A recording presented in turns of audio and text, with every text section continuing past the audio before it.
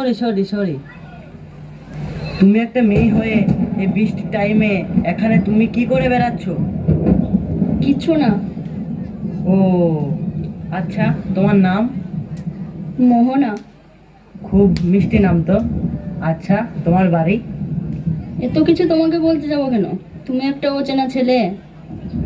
আচ্ছা, মানুষ তো প্রথমে অচেনাই থাকে, তারপরে কি চেনা হওয়া যায় না? যাই তো।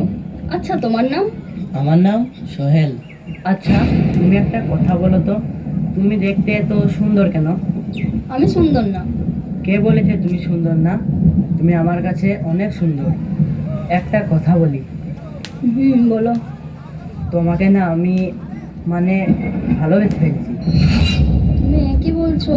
আমার বাবা অনেক গরিব মানুষ, আর তোমাকে তো দেখে মনে হচ্ছে তুমি বড়লোক ঘরের ছেলে। তোমার সঙ্গে কি আমাকে মানায়? দেখো, ভালোবাসা গরিব আর বড় লোক দেখে হয় না, ভালোবাসতে গেলে সুন্দর মন দরকার। আচ্ছা, আমি দেখতে ভালো না বলো? কে বলেছে? তুমি খুব কিউট দেখতে। সত্যি? হুম। I love you Mohona. I love you two.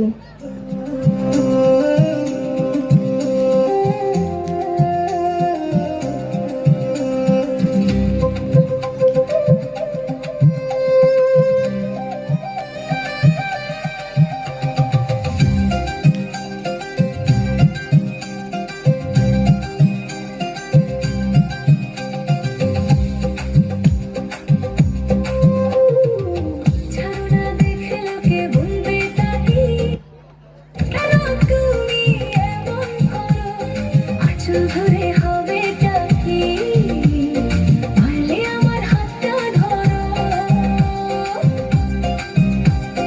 না যেও না বন্ধু, আমার কথা শোনো, কাছে এসো একটু আরো। কত ভালোবাসো আমায়, এবার তুমি প্রমাণ করো।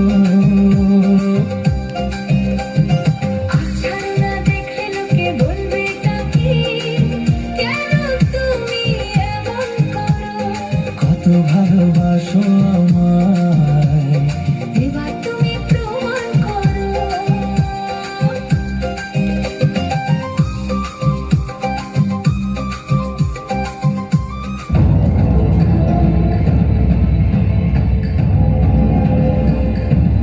মামু, তোমার ছেলে ওই রাহুলের মেয়ের সঙ্গে কি রোমান্টিক সিন গো মামু।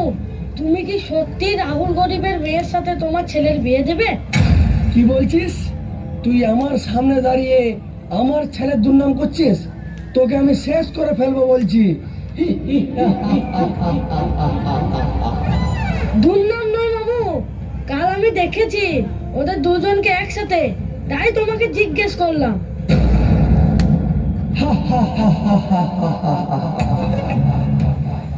আমার ছেলের সাথে রাহুলের মেয়ের বিয়ে? কোনো দিনই না, এটা কখনোই সম্ভব নয়। তুই যেটা বলছিস সেটা কি সত্যি? হ্যাঁ মামু। তাহলে তাড়াতাড়ি আমার বেটা সোহেলকে আমার কাছে ডেকে নিয়ে আয়। ঠিক আছে মামু, আমি ডেকে আনছি।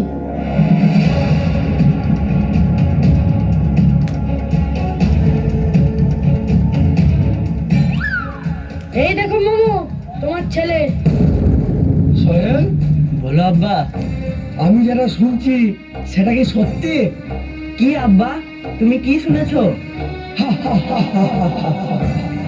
শোন, আমি কানেও শুনতে পাই, আমি চোখেও দেখতে পাই। তুই কি মনে করেছিস আমি কিছু জানতে পারবো না? ওই রাহুলের মেয়ের সাথে তোর কিসের সম্পর্ক বল, বল। আব্বা, আমি রাহুল চাচার মেয়েকে ভালোবাসি। কি বললি? এই যা বললি, এরপরে যদি কখনো শুনি এমন কথা, তাহলে কিন্তু খুব খারাপ হয়ে যাবে বলে দিচ্ছি। আব্বা, তুমি মানো আর নাই মানো, আমি ওই মেয়েকে বিয়ে করবো। চুপ! শোন, আমার শেষ কথা, তোর মতো ছেলেকে মেরে ফেলে দেবো, তবুও ওই মেয়ের সাথে তোর বিয়ে দেবো না, এই আমি বলে দিলাম। আমার শেষ কথা, তোর মতো ছেলেকে মেরে ফেলে দেবো, তবু ওই মেয়ের সাথে তোর বিয়ে দেবো না, এটা আমি বলে দিলাম।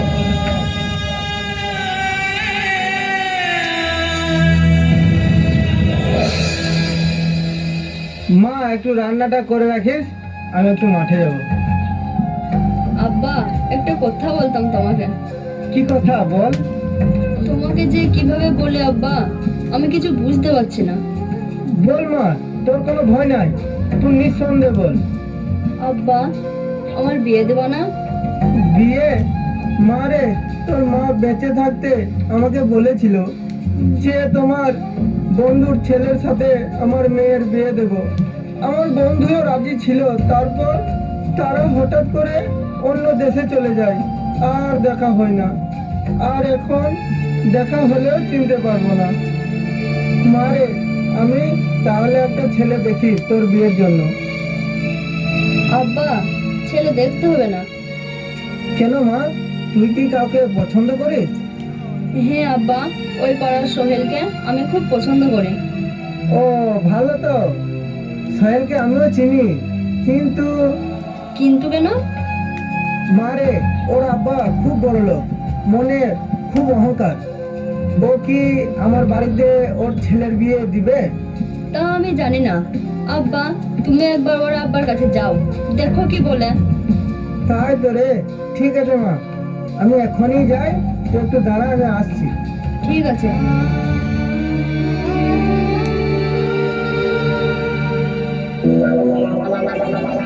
কই সোহেল, বাড়িতে আছো?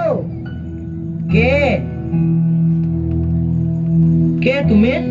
তোমার আব্বা বাড়িতে আছে? হ্যাঁ আছে, দাঁড়াও ডাকছি।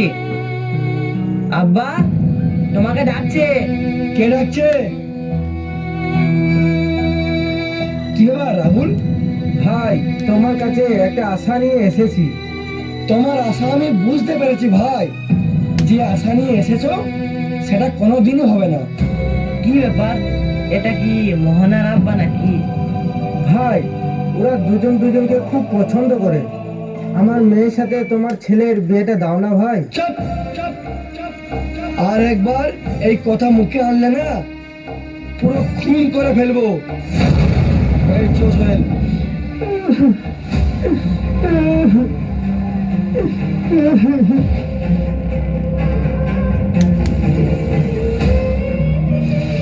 আব্বা, তোমার মন খারাপ কেন? কি বললো? মারে, ওরা বললো বিয়ে দেবে না, আমাকে বললো আর একবার যদি বলিস তাহলে খুন করে ফেলবো। ওদের এত বড় সাহস! আব্বা, বাদ দাও ওইসব। মারে, এক কাজ কর, সোহেলকে ফোনে ডাক, তোদের আজকেই বিয়ে দেবো। না না আব্বা, ওইসব বাদ দাও। না, ডাক, বল আমার আব্বা তোমাকে একবার ডাকছে। ঠিক আছে। হ্যালো আব্বা, তোমাকে একবার ডাকছে, আমাদের বাড়ি এসো তো। আচ্ছা, আসছি। আসছে আব্বা।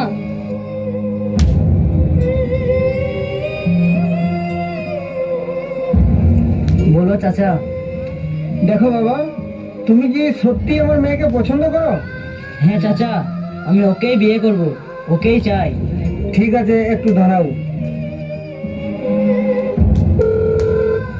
হ্যালো বুঝু সাহেব, এবার তাড়াতাড়ি আমাদের বাড়ি আসুন তো, বিয়েটা পড়িয়ে দিয়ে যান। আচ্ছা, আসছি। আচ্ছা ঠিক আছে। শোনো সোহেল, আমি হুজুরকে ফোন করলাম তোমাদের বিয়েটা পড়ানোর জন্য। বিয়েটা পড়ানো হয়ে গেলে তোমরা দুজনে অনেক দূরে চলে যাবে। ঠিক আছে চাচা।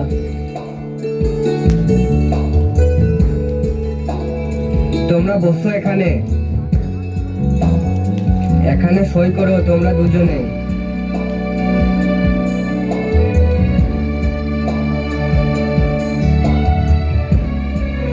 হুজুর, হয়ে গেছে।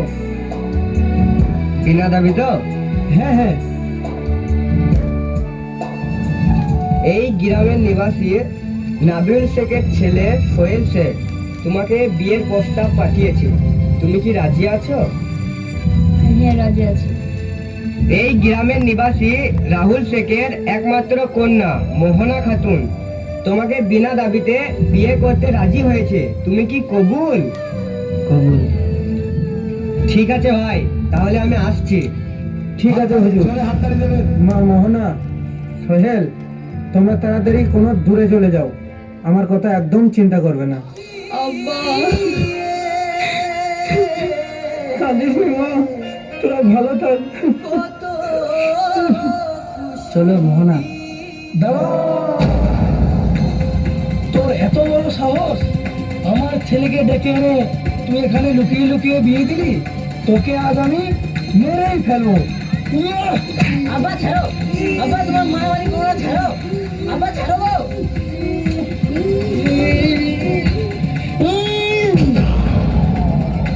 আব্বা, সোহেল, তোমরা হাজারো বাধা পেরিয়ে তোমরা যেন একসাথে থেকো। মারে, তোরা সুখে থাক মা, তোরা সুখে থাক। আমি এই দুয়াই করে গেলাম। কি ব্যাপার? ওর হাতে এই আংটি কোথা থেকে এলো? আমার হাতেও তো এই আংটি আছে। ছোটবেলায় আমার এক বন্ধু আমাকে বলেছিল, বন্ধু এই আংটিটা তোর হাতে একটা আমার হাতে একটা থাকবে, এটাই আমাদের বন্ধুত্ব পরিচয়।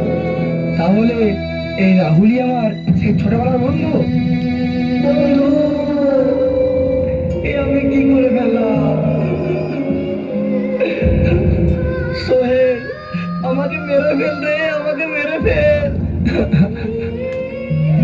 মারে, আমি তোদেরকে চিনতে পারিনি মা, তুই আমাকে ক্ষমা করে দে মা। এ তুমি কি করলে গো খালু? আমাকে ক্ষমা কর রে মা, আমি যা ভুল করলাম এ ভুলে মা। সোহেল, তোর হাতটা দেখি।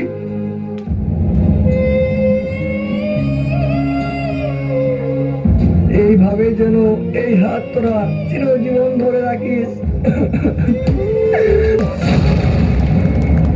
আপনারা এই মুহূর্তের যে নাটকটি দেখলেন, ছেলের প্রেমে বন্ধু খুন।